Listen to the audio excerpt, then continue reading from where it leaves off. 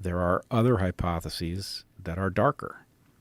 There is talk about the possibility of trading citizenship for military service. I think that's a very frightening prospect, but I didn't invent the idea.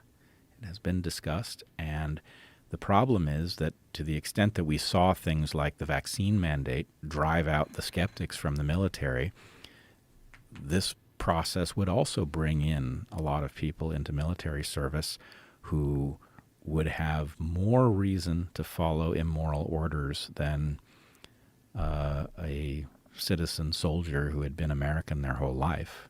In other words, if the power structure is granting you citizenship, which you want, in exchange for your obedience, then what is it that would cause you to say no? So if you wanted a force that was capable of acting on behalf of tyranny against Americans, then a force that doesn't have a deep history with the rights of being an American, that doesn't have a long-standing allegiance to people within the country, that force would be potentially more compliant, and that worries me. That should worry you. I really didn't consider that until you just said that. But my thought about this idea of the military turning on the citizens was always, but the military is citizens. And many of them are deeply patriotic and unlikely to do something like that. But if they did swap out immigrants and they did do that, holy shit. This is exactly... Then you have a real coup.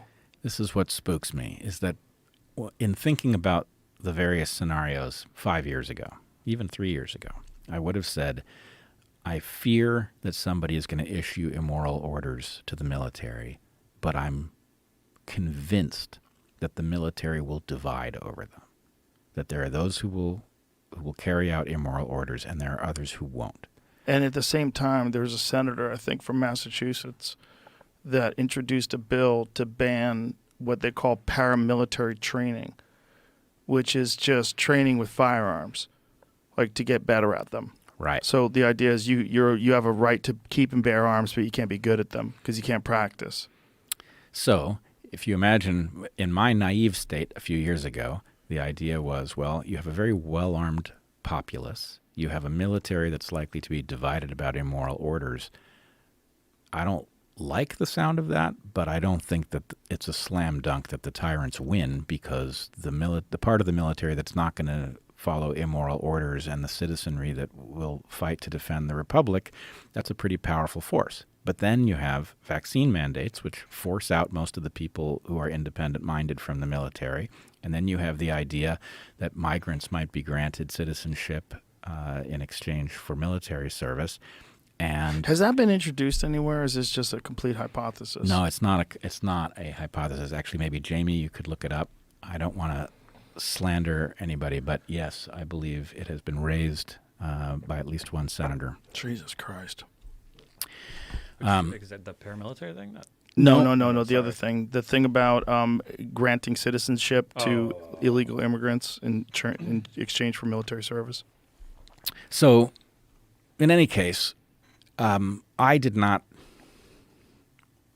It took a lot of thinking about different pieces of the puzzle to begin to wonder about something like this. But having wondered about it, it doesn't disappear from my mind as, oh, that's just simply crazy. Actually, this, given the number of things that don't add up, this begins to explain them in, a reasonably parsimonious way, and it has me worried. But that is not inherently, in fact, it is probably not the same thing as what would explain the concentration of Chinese migrants. Right. Right. The Chinese migrants presumably have left China with the knowledge of their government.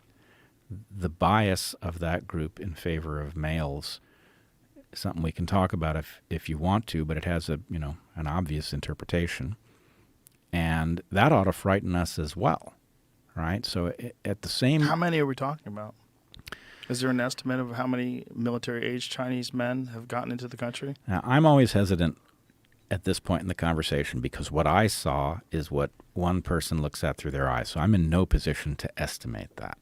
But I believe we are talking about tens of thousands certainly when we're talking about the entire migration, we are talking about millions. And the number that is flowing through Central America, the flow-through rate in a given day is many thousands. So it's hard to know, and I would want somebody who was in a position to look at an estimate, not just a spot check. So if the tyrannical government is playing some long game of chess, these are the pieces they would be Closest moving. I could find on a number. Chinese immigrants who entered the U.S. without authorization. 2023, it's over 30,000. Look at how low it was in 2021 Yep. and how high it is in 2023. What's the source on this? This is the U.S. Customs and Border Protection. Oh, my God. And that's probably a low estimate. It's probably like VAERS. When I was looking up the other thing about the military, I think you have to have a green card first. Oh, you and they can give them a join. green card. But This also was talking about the numbers are down for the Air Force, the Army.